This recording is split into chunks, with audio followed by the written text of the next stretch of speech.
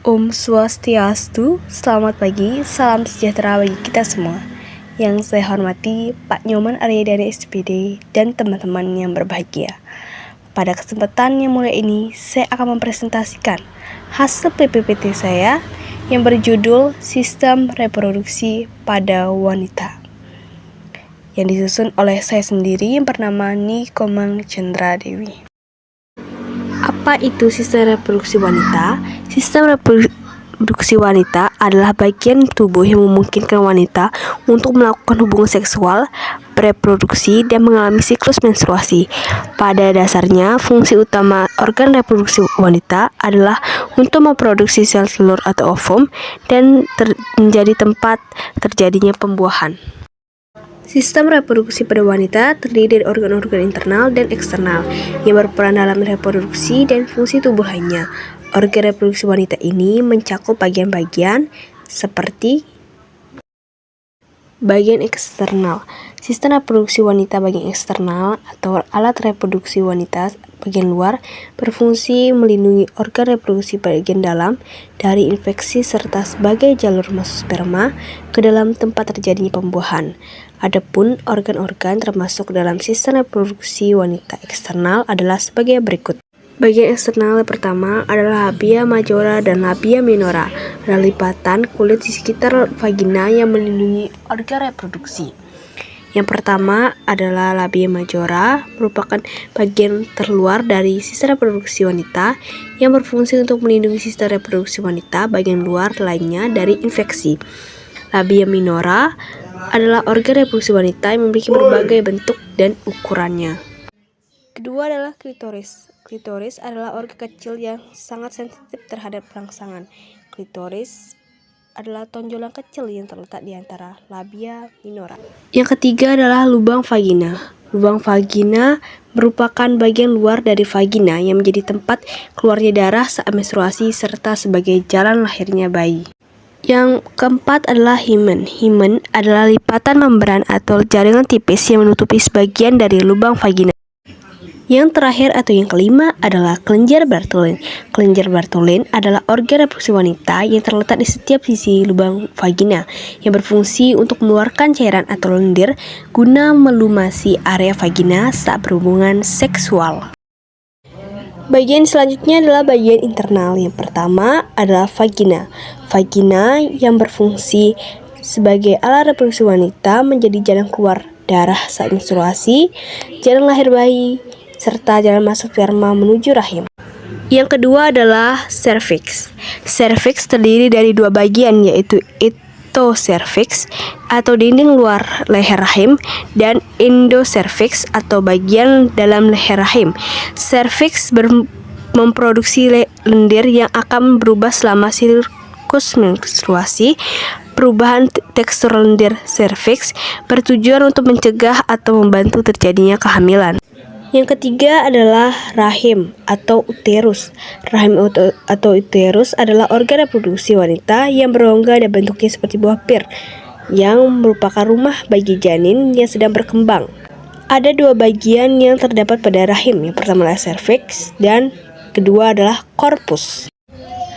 Selain itu, rahim juga berfungsi untuk menyokong perkembangan embrio pada tahap awal.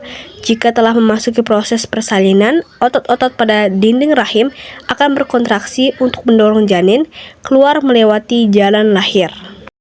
Yang keempat adalah ovarium.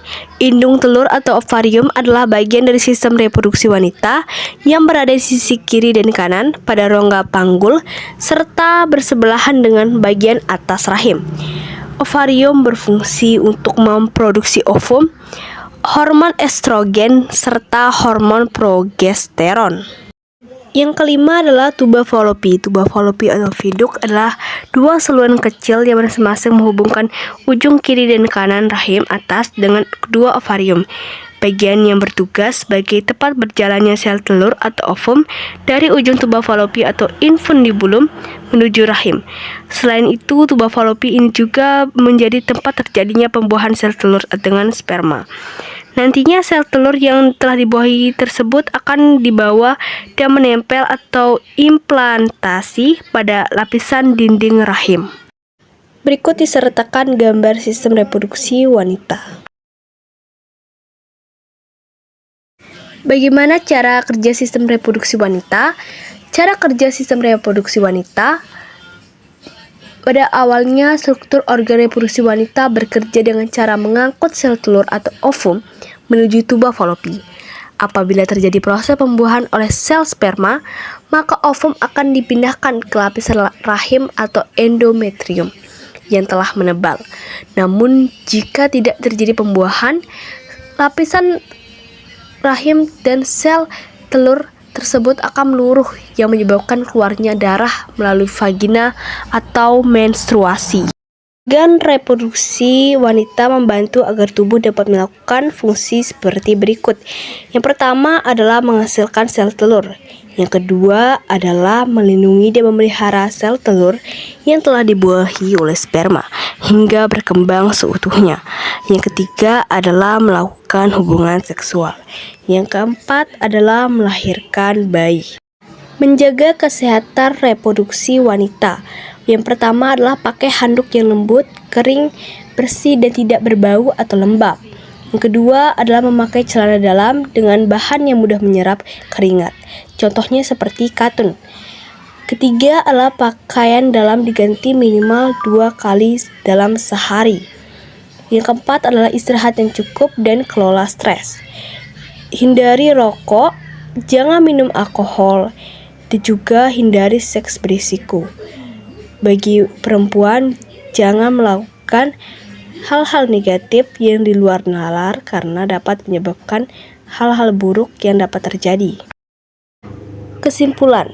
Sebagai kesimpulan, para generasi muda harus mengetahui sistem reproduksi pada wanita beserta fungsi-fungsinya dan pentingnya menjaga kebersihan organ reproduksi. Tentunya edukasi dari orang tua juga sangat penting bagi para generasi muda agar tidak tabu dalam mempelajarinya. Berbagai macam hal yang bisa dipelajari dalam organ reproduksi wanita yang bisa menambah wawasan kita. Sekian presentasi PPT dari saya.